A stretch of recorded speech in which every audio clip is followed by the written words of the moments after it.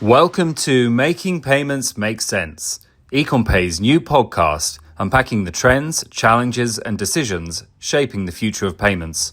For our first episode, we're joined by Ecommpay's CEO and owner, Aleex Sjarki, in conversation with Julia Streets of Streets Consulting. Together, they unpack the big questions shaping the industry, how merchants can convert more customers, make smarter decisions, expand into new markets, and prepare for what's coming next. Because payments is moving fast, AI is becoming practical, agentic commerce is raising new questions around trust and control, and merchants are under pressure to deliver faster, smoother, more local payment experiences wherever they operate. Alexei and Julia discuss why acceptance rates remain one of the biggest growth opportunities for merchants, how AI can support sharper decision-making without replacing human expertise, and why responsible innovation matters as new technologies reshape the way people buy.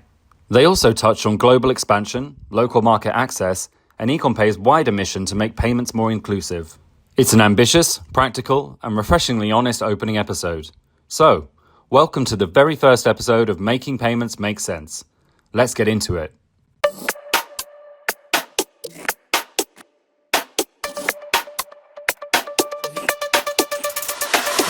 So hello everybody, I'm Julia Streets and I'm very excited today because I'm with Aleex Sjarki, who is the founder and the CEO of Ecommpay. Alex, you're constantly traveling, you're out with customers all the time.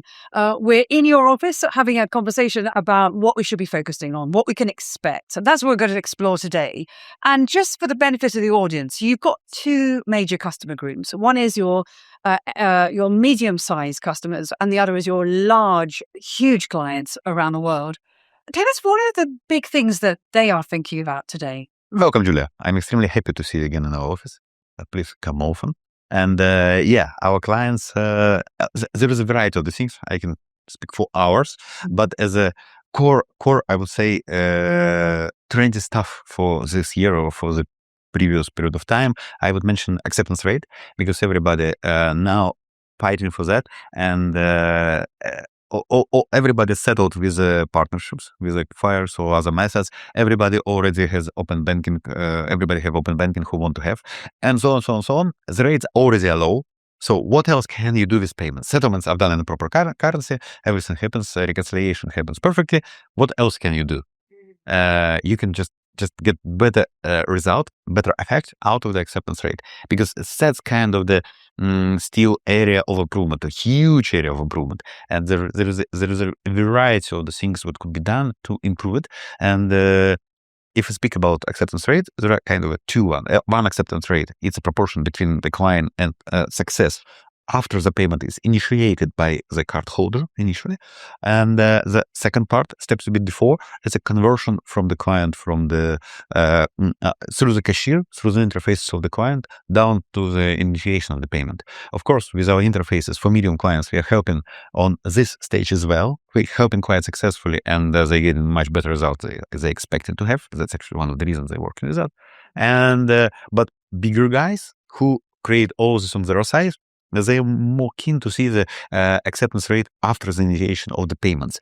And it's quite obvious that there are some payments which always will be successful. There are some payments which always will be unsuccessful. And there is a gray area. And that's where the race could be won. And that's actually what we're doing. And we are focusing on that. We have a very good result because we are doing a particular bespoke deep dive in the analytics of one exact client and bring in particular recipe exactly for that client. And what we can find through this period of time, there is no silver bullet. So basically, there is no like a solution. You've done it and it fixed all across the portfolio.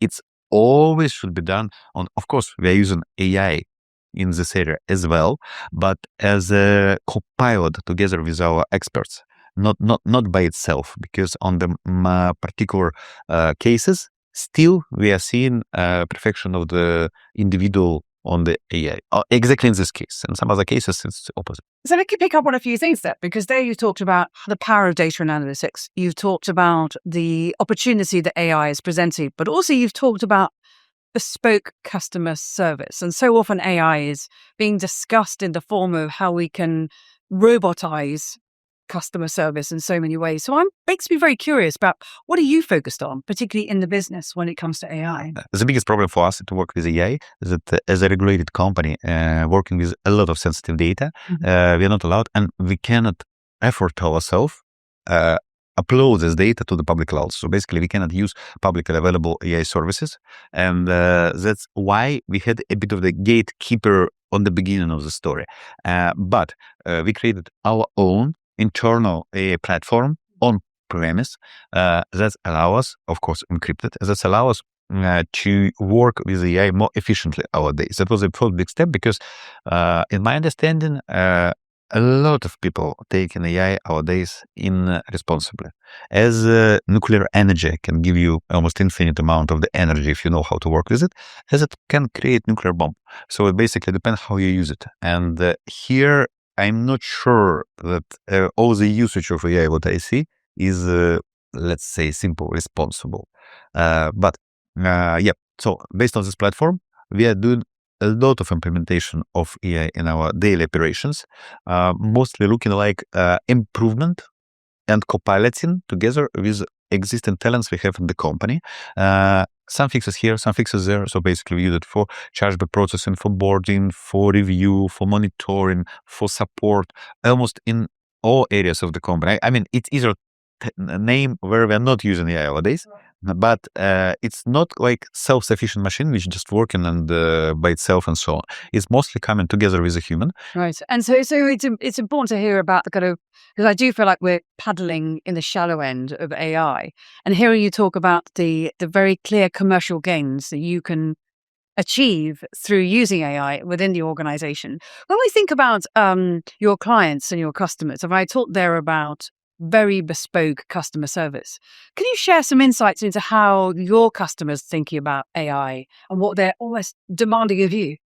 Yeah, sure. And usually we're not using actually AI directly to our clients because we believe, okay, we can give it as analytics on our dashboard and so on, but we are not, we still believe that human bespoke service is better at our days just because of the personal contact and the depth of the dive in the problematics of our client. Because our client is an entity, it's a merchant, but it contains from humans, and you interact as a human to human.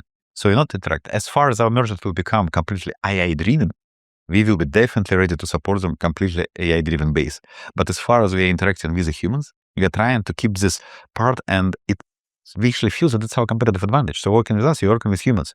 They have face, they can speak with you, they have their problems, they have their mistakes, and they have their successes as well. And that's giving a more personalized touch to the services of Ecommpay. But at the same time, we are using AI as I would name exoskeleton for experts and talents, boosting them with a huge amount of different analytics and the ways how they do. So basically, AI creates a lot of impact for our client, but it comes through the prism of expertise of our individuals.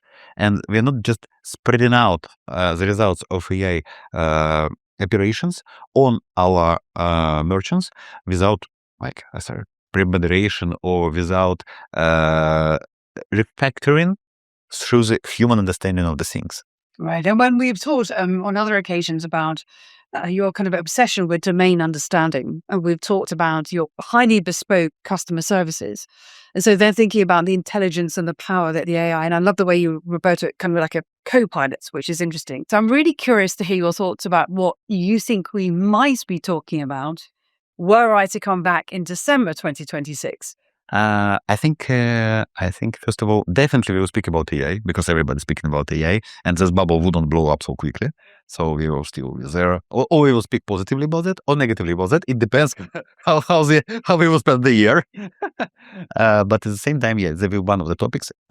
Bigger implementation, wider spread out, more complicated and more efficient models, and so on, so on, so on. And it's wider usage in the payment industry, generally in a lot of areas, and of course. Agentic AI, how AI can buy something for you. Again, here, from my point of view, it should be treated extremely responsible, because irresponsible AI agent can bring you much more harm than irresponsible payday loan.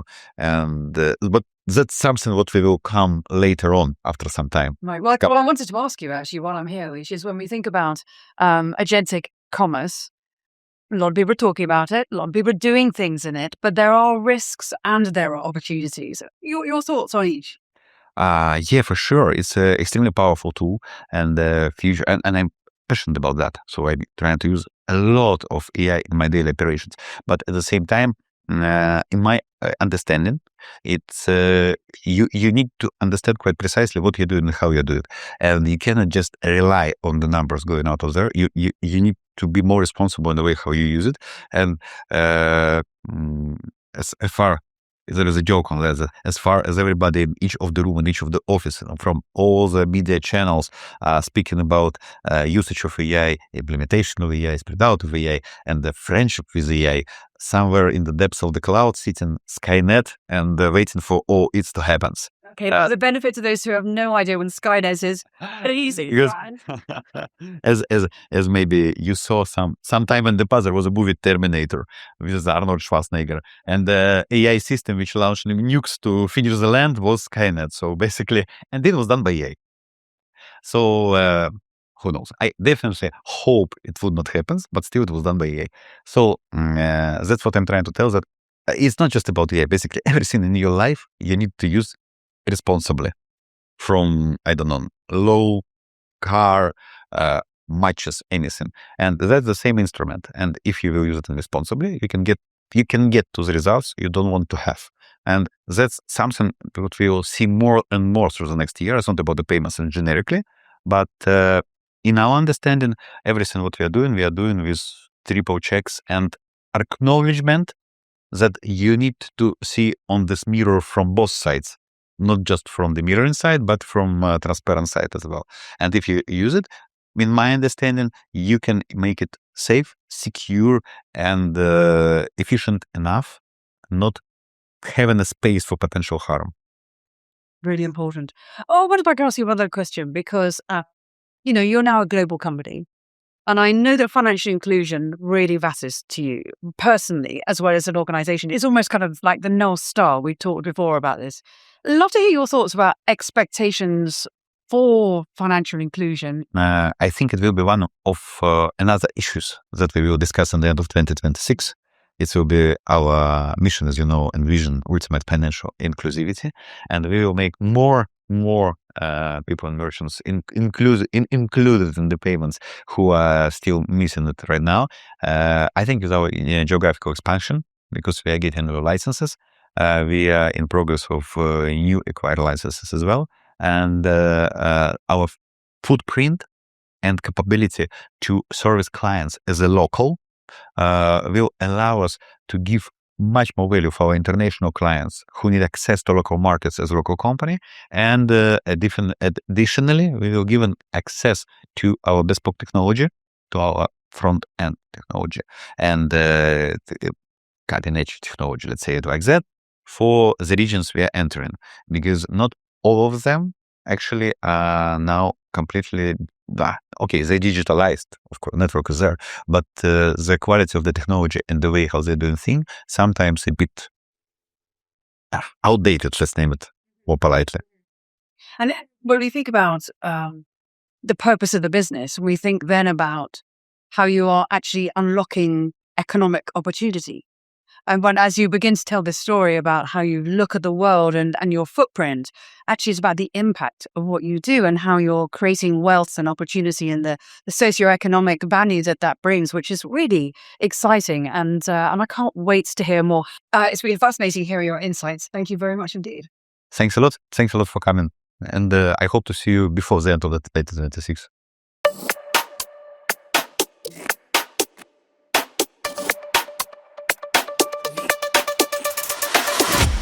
That brings us to the end of the very first episode of Making Payments Make Sense. A huge thank you to Aleex Sjarki and Julia Streets for opening the series with such an insightful and forward-looking conversation. From acceptance rates and AI to agentic commerce, global growth and financial inclusion, this episode covered some of the biggest themes shaping the future of payments. And that's exactly what this podcast is here to do. Make sense of where the industry is going, what it means for businesses, and how payments can become a real driver of growth. Thank you for listening to our inaugural episode. If you enjoyed it, be sure to subscribe so you don't miss what's coming next. We'll be back soon with more conversations that make payments make sense. See you soon.